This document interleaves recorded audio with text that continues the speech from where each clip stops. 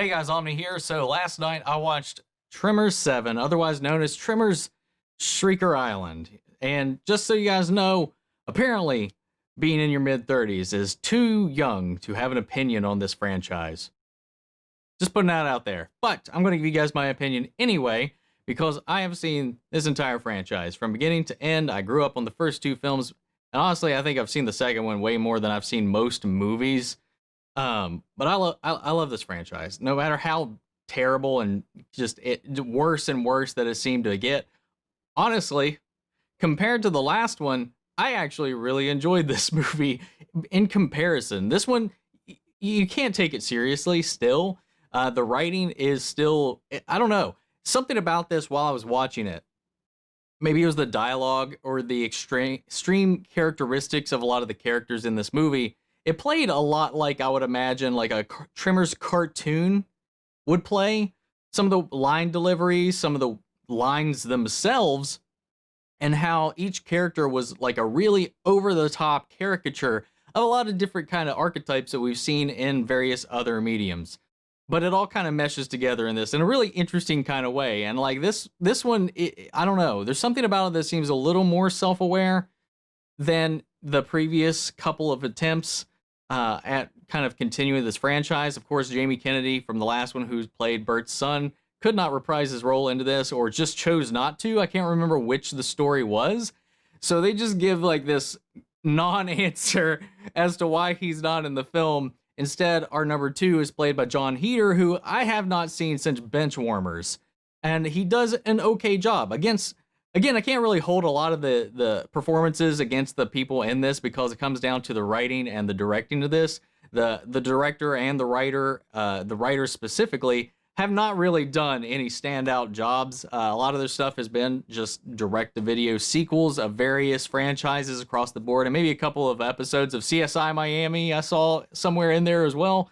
So it's not anything stellar. Honestly, the CGI in this was better than the last couple of films. Surprisingly, it was still very noticeable, but the way they shot it still ended up being a lot more impressive than what I've become used to since Tremors 3. With the CGI from there, even in the last one, Tremors 6, this was a massive improvement from what we got in that movie. I was bored to death in Tremors 6, man. I made myself get through that film, and this one was so much easier to watch. We meet Travis's mother in this, I want to say episode. This episode of Tremors. This is not the series. Again, the best standout part of this is Michael Gross's Burt Gummer. And I'm not going to go into any of the plot details into this, because if you are a diehard Tremors fan and you've been keeping up with these films, there's some surprises in this that you might not expect. Sadly, I had some of them spoiled in the comments of the trailer reaction that we had for this, so I did kind of have some of the big twists and turns and reveals in this kind of spoiled. So I was like, okay, maybe they weren't meaning some things, but whatever. It all planned out, but it still didn't ruin my enjoyment of it. It does make me question or wonder what the future is for Tremors going forward. It definitely puts it in an interesting spot to see where this could go from here, if it will go anywhere else from here. But it's really enjoyable. Bert is the classic Bert, and he's thrown into a situation and an environment in which he has to kind of work outside of his element, and I kind of enjoyed that aspect of this as well. The character dynamics in it, pretty interesting. We got a diverse cast in here of colorful characters, and it's just really, like, I don't know, it's just so cartoony. Like, everybody, like I said, is like a played up, exaggerated version of these just stereotypical character types in here, and it's just something about this movie compared to some of the other ones is just like a lot easier to watch. And again, this does not touch one or two. I will forever. One is perfection. The first film is one of the most perfect movies I've ever seen in my life, and it's flawed, but you know, if you know what I mean, you know what I mean. I love the first movie. It is just so good. Second movie, for sequels, as far as horror sequels go or monster sequels go, was actually really good. I like the character of Earl, and honestly, other than Bert's kind of longevity that he's had with the series, I still think Earl's probably my favorite overall Tremors character, just because I think I kind of relate to him a lot more than anyone else we've really seen up until maybe John Heater's character in this. But it was still fun.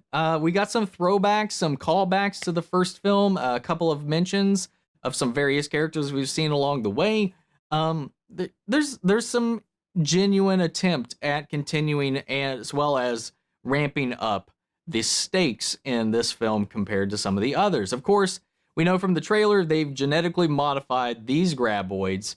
As we find out, they are in a exotic hunter's island. That's where they're being kept. They were bred for hunting purposes, and so they were genetically engineered to be more dangerous than the previous graboids that we've seen before.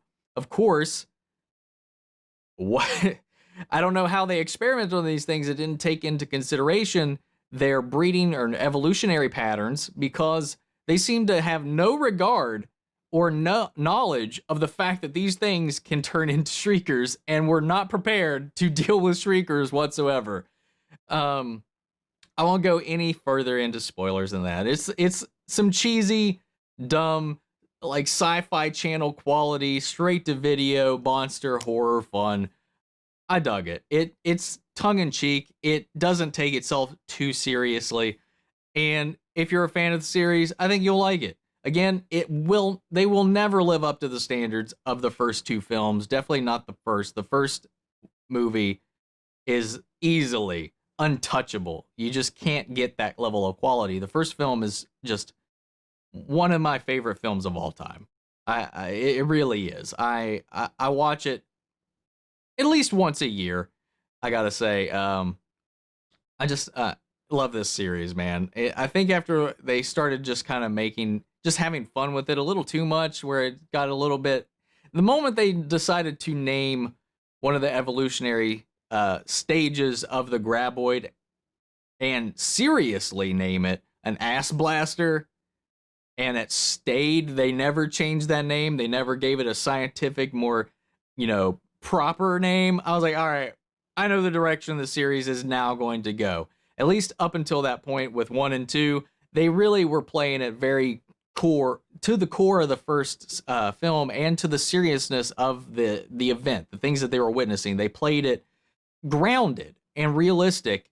And from there, after that, they were like, oh, screw it. Let's just have fun with it. We'll get Michael Gross, keep having him come back, because everybody really loves the Burt character.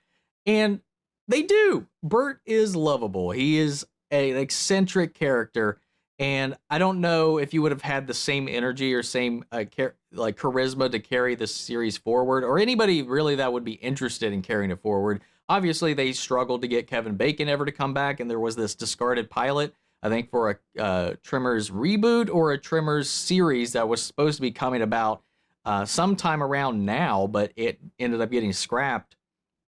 And of course, Fred Ward, he came back once, but I guess that was it. But yeah, I loved it. It was fun. It's definitely not a good movie. It's definitely not a well-made movie by comparisons of a lot of things, but it was a fun ride, and I do recommend it if you're a fan of the franchise. So definitely check it out. So it definitely surprised me. In the beginning of it is a little bit of a struggle to get through. There's a lot of shaky cam, a lot of weird zoom in, zoom outs to try to kind of feign action.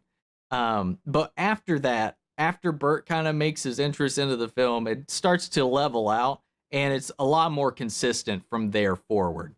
So if you're a fan of the franchise, check it out. Let me know your thoughts. What did you think of Tremors 7? Sound off the comments. We'll carry on the conversation after the video. Thank you guys so much for tuning in, and I will catch you guys next time. Take care, everybody.